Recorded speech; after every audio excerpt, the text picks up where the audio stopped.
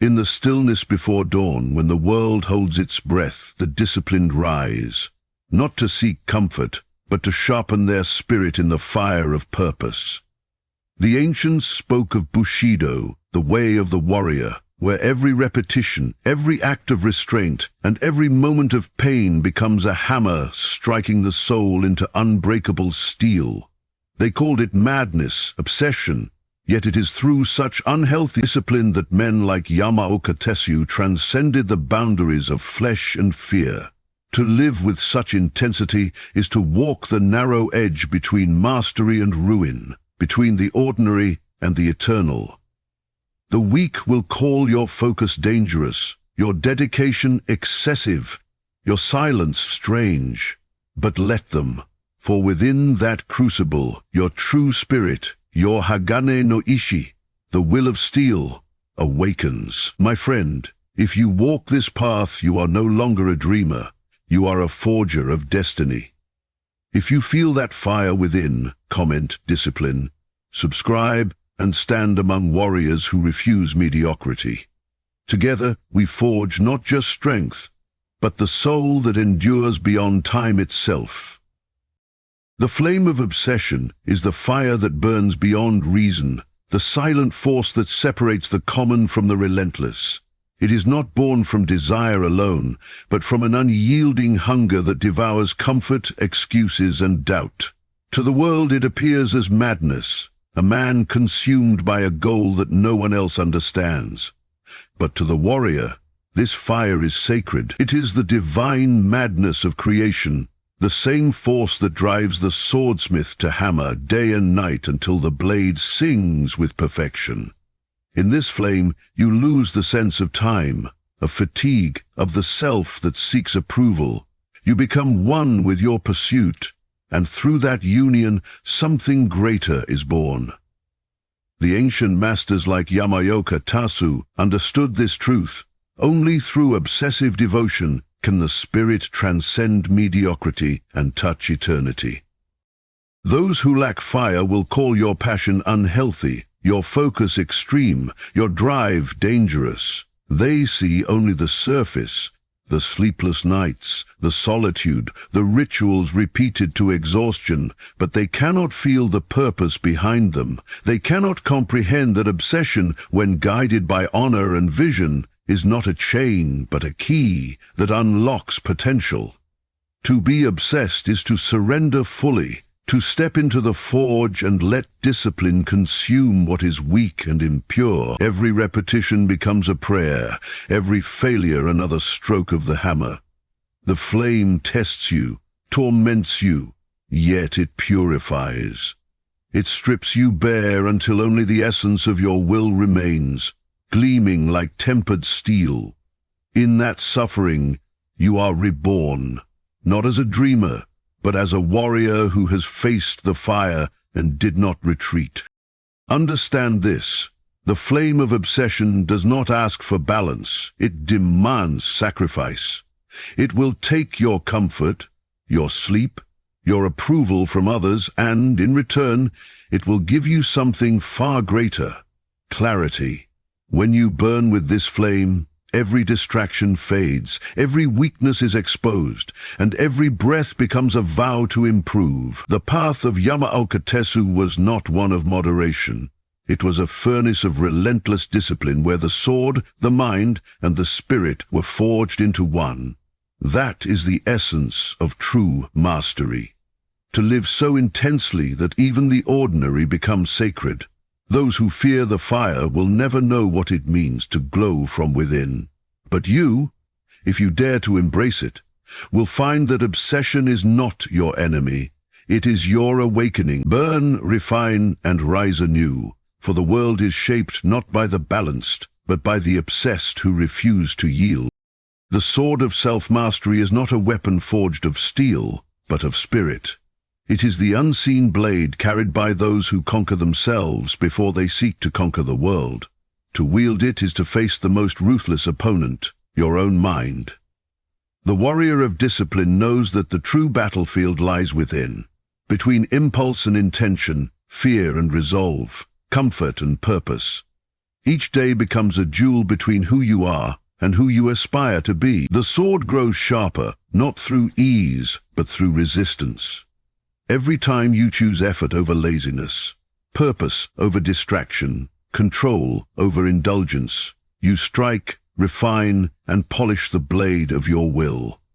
This is the eternal practice of Shugyo, the relentless training that purifies spirit through hardship. Yamaoka Tesshu lived this truth, mastering both the sword and the self until they were indistinguishable.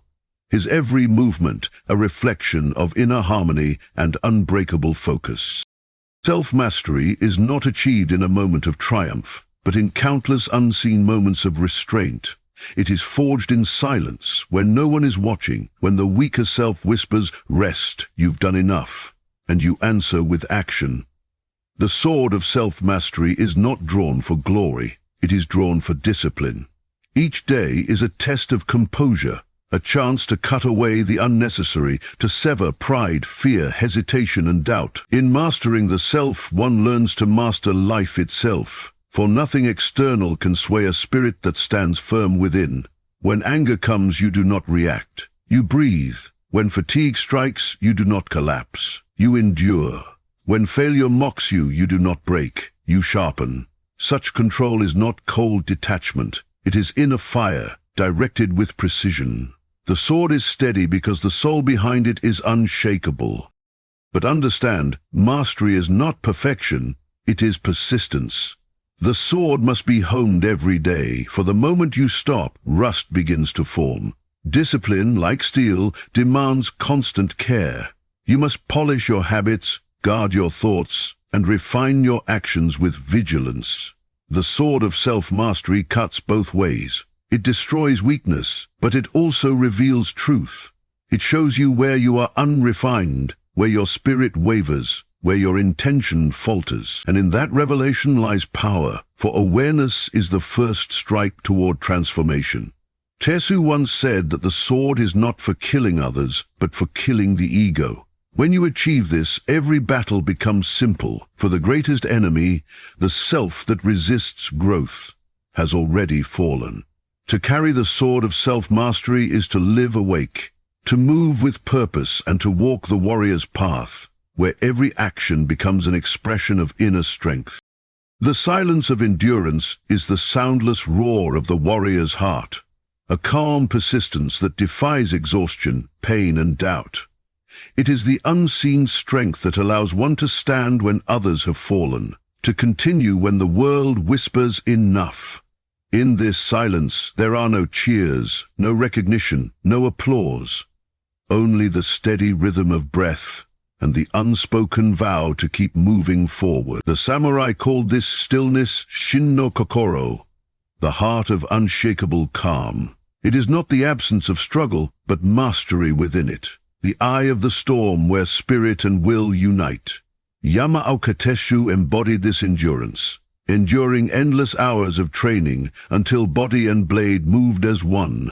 He understood that the greatest victories are not won in noise or spectacle, but in the quiet persistence that outlasts time itself. Endurance, in its truest form, is the silent proof of purpose. In the silence of endurance, there are days when your hands tremble, when your body pleads for rest, when the path ahead feels endless, yet you continue. That is where transformation begins. For it is not strength that keeps you going, it is resolve. Pain becomes the teacher, and fatigue the forge. When you no longer run from difficulty, but accept it as the price of mastery, you become untouchable. The world will never understand this silence. They will mistake it for stillness, not realizing it is filled with battle. A quiet war against comfort, distraction, and surrender. The warrior who endures without complaint wields a power that cannot be measured. The longer you hold your ground in that silence, the more unyielding your spirit becomes. You stop waiting for conditions to be right. You move forward regardless, guided by purpose alone. This silence is sacred because it purifies. It strips away the need for validation, the noise of comparison, the weakness of doubt. The silence of endurance is where the soul is reforged. not in fire this time, but in stillness. It is the discipline to persist without reward, to act without recognition, and to believe without proof. Yamaoka Tesshu once said that endurance is the soul's greatest teacher, for only through unbroken patience does one find clarity. The warrior who embraces this truth no longer seeks escape from pain, he transcends it. In every repetition, in every setback, he whispers not with words but with presence, "I remain." That is the heart of endurance, quiet, unseen, yet more powerful than the loudest victory. It is the mark of a spirit that refuses to fade, no matter how long the night or how heavy the weight. It is the armor of routine is the unseen protection that shields the warrior from chaos, weakness, and hesitation. It is not glamorous, nor does it draw attention, yet it is the very structure upon which greatness stands. To live within disciplined routine is to weave armor around the spirit, layer by layer, through the repetition of purposeful action. Each morning you rise at the same hour. You strengthen your resolve. Each task you complete without complaint, you polish the steel of your character. The samurai understood this deeply. They trained, meditated, and acted according to precise order, for they knew that mastery is born not from bursts of passion, but from quiet consistency. Yamaoka Tesshu lived by such rhythm, his days carved by discipline so exact that even breathing became a ritual of purpose. Asavadas. Routine was his armor, protecting him from the laziness and distraction that corrode the warrior's edge. Within it, he found freedom, for structure liberates the spirit from chaos.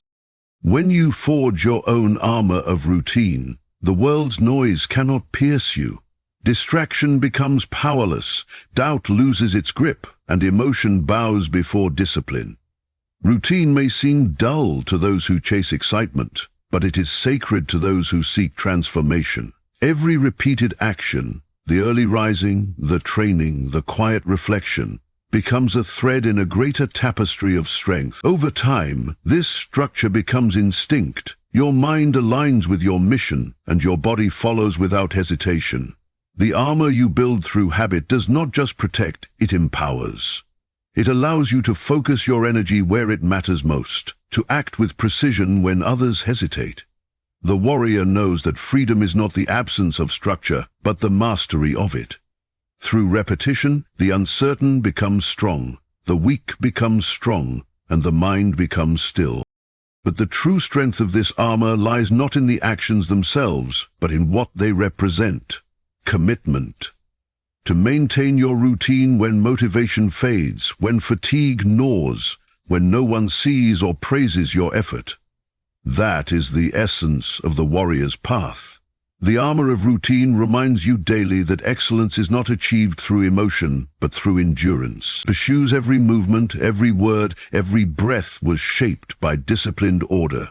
Not as a prison, but as a path to liberation.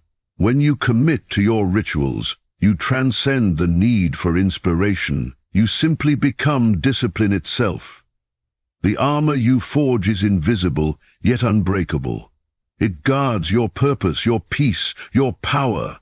So wear it with pride. For when life's blows strike, it will not be passion or luck that protects you, but the armor built from your unyielding routine. The edge of isolation is the cold, silent cliff where the true warrior stands alone.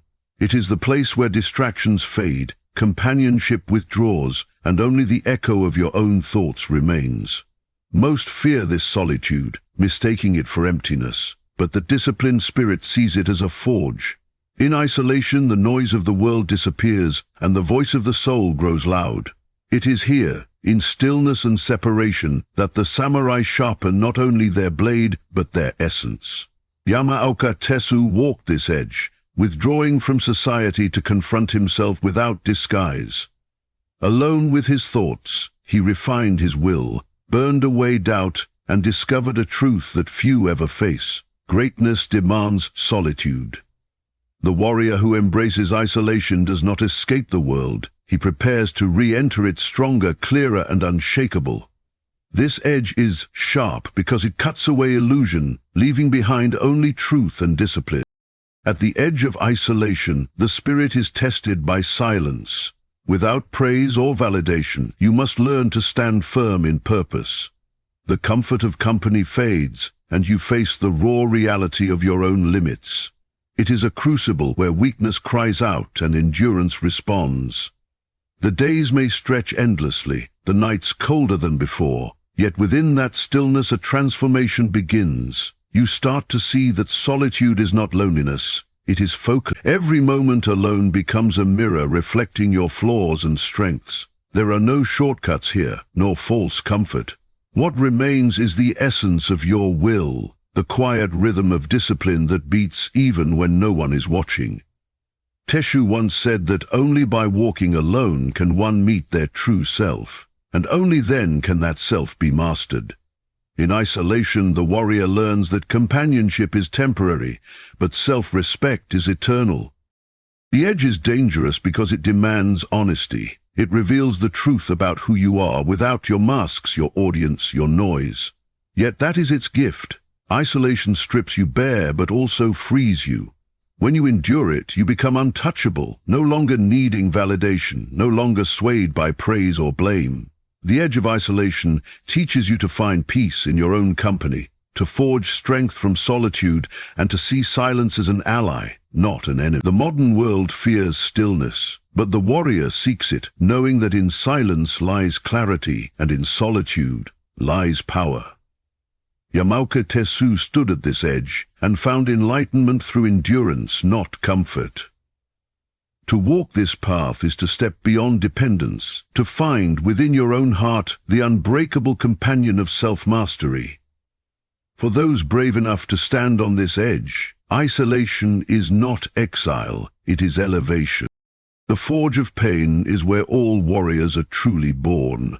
It is the sacred ground where strength is not given but earned through fire, struggle, and endurance. Every strike of hardship, every wound of failure, and every scar of disappointment becomes a hammer blow upon the soul. Most run from pain, but the samurai walk into it willingly, for they know that the fire that burns the flesh also hardens the steel within. Yamaoka Tesshu understood this truth deeply. He trained until his hands bled, meditated until his body trembled, and endured until pain became silence. To him, suffering was not punishment, but purification. In the forge of pain, the spirit is refined beyond recognition. It is here that weakness screams, pride shatters, and the true essence of discipline begins to shine. Pain is not the enemy, it is the teacher that no comfort can replace. When the fire of struggle surrounds you, do not flee. Stand firm and let it shape you. Each moment of discomfort is an opportunity to grow sharper, more focused, more resilient. The forge of pain strips away illusion. You cannot pretend to be strong when pain arrives. It reveals who you are without masks or words. The samurai believed in gaman, the art of enduring the seemingly unbearable with dignity and quiet strength. This is where you learn that pain is not chaos, but a form of divine order. It breaks what is weak so that only the unbreakable remains. The body may cry, the heart may ache, but through endurance, something sacred awakens. A stillness that no storm can shake. Tesshu walked this road with unrelenting will, believing that the deeper the pain, the purer the awakening. The forge burns, yes, but within its fire you are reborn. Pain is the test that separates the ordinary from the immortal. When you learn to embrace it, you gain a power that comfort will never grant. In the forge of pain, there are no shortcuts, no applause, no escape, only the choice to continue. It is not about defeating pain, but understanding it, welcoming it as part of your transformation. The warrior who endures does not pray for the fire to end. He prays for the strength to withstand it. Tesshu once said that only through endless struggle does the blade of the soul gleam with truth. Remember this. Diamonds are formed under pressure, swords under flame, and greatness under suffering. Pain is not the proof of weakness, it is the price of becoming unbreakable. So when life strikes hard, do not curse the fire. Step into it, embrace it, and let it forge you into something that no comfort could ever create. The spirit of relentless will is the indomitable flame that refuses to be extinguished. No matter how fierce the storm or how heavy the burden, it is the heartbeat of every true warrior. Steady, defiant, eternal. When all else fades, strength, comfort, even hope, it is will that remains, silent but unyielding. The samurai called it Hagane no Ishi, the will of steel. This spirit is not loud or boastful. It is quiet, but immovable. It is born when a person decides that no pain, no rejection, no failure will turn them away from their path.